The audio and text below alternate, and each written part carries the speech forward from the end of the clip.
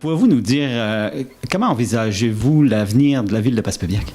Je crois que la ville de Passepébiac a un bel avenir. Premièrement, on a quand même eu une belle nouvelle hier, c'est-à-dire concernant les statistiques, la population était à 3089 dans les dernières années, et là, ça a monté à 3157. C'est que, bon, c'est sûr qu'on ne peut pas sauter au plafond pour dire que c'était vraiment quelque chose de fantastique, mais au moins, on n'est pas dans le négatif. D'autant plus que, ce qui veut dire, c'est qu'on attire des gens. Hein? Et d'autant plus que, oui, on attire des gens. Pourquoi? Parce qu'il y a quand même des projets qui se font à Passepébiac. Il y a un plan stratégique de développement qui a été émis le 9 juin 2018. Et là, on a l'intention, dans les 5, 6, 7 prochaines années, de démarrer tout ça et de conclure tous ces projets-là. On parle d'à peu près de 13 projets là, sur le plan de pêche là, de Passepébiac, et dont aussi l'usine, ça c'est un projet vraiment particulier d'un privé, l'usine de pêche, ce projet-là, on parle de 28 millions. Et le promoteur a l'intention, ses intentions, c'est justement de le faire à partir à peu près du mois de mai 2019, donc c'est bientôt, c'est quasiment demain, et pour vraiment atteindre son apogée de ce dossier-là en 2021, l'été 2021, pour être prêt vraiment à opérer dans la nouvelle usine. Donc c'est un dossier très important, ça qu'on conserve des emplois à Passepébiac, puis peut-être même d'en avoir un petit peu plus, prolonger aussi la période d'emploi.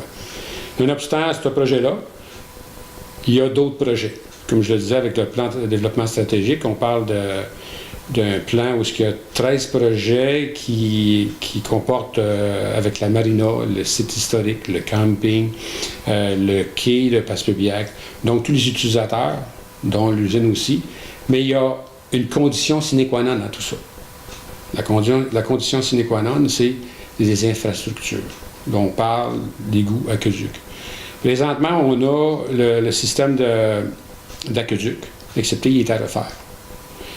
Pour ça, cette partie-là, on pourrait avoir accès à certaines subventions. Lorsqu'on parle de nouvelles infrastructures, il n'y a pas nécessairement de programme de mise en place. Donc, il va falloir trouver toutes sortes de moyens pour arriver à conclure ce projet-là. Parce que pour les égouts, donc il n'y a pas d'égout qui descend là.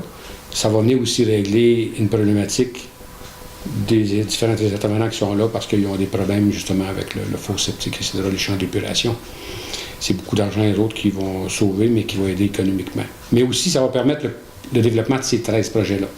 Exemple, pour le site historique, les autres ont une intention de développer des chalets. Donc, on parle d'aventure, d'expérience. On a fait des chalets qui vont être proches du Barachois sur le côté ouest de la route du Banc. On parle aussi d'aménager tout le quai de Passepébiac avec des bancs, bacs à fleurs, mais vraiment de façon moderne. Tout l'aménagement aussi du stationnement qui est entre le quai où est la marina et le site historique. Donc, tu as tout réaménagé ça, vraiment asphalté, avec des trottoirs qui vont joindre tous les projets qui vont se faire sur le banc de pêche de Passepébiac. Donc, il va y avoir toujours des sentiers qui vont se diriger vers les endroits où il y a des activités. Les sentiers qu'on a présentement à Passepébiac-Ouest, sur le côté Passepébiac-Ouest, qui longent toutes les falaises, ça, il va y avoir une descente qui va se faire vers où il y a les chalets. Les sentiers vont se diriger vers le Barachois à l'est et pour aller emprunter les sentiers qui sont non accessibles ou plus ou moins accessibles sur la terre ferme jusqu'à aller à la rue Chapadot.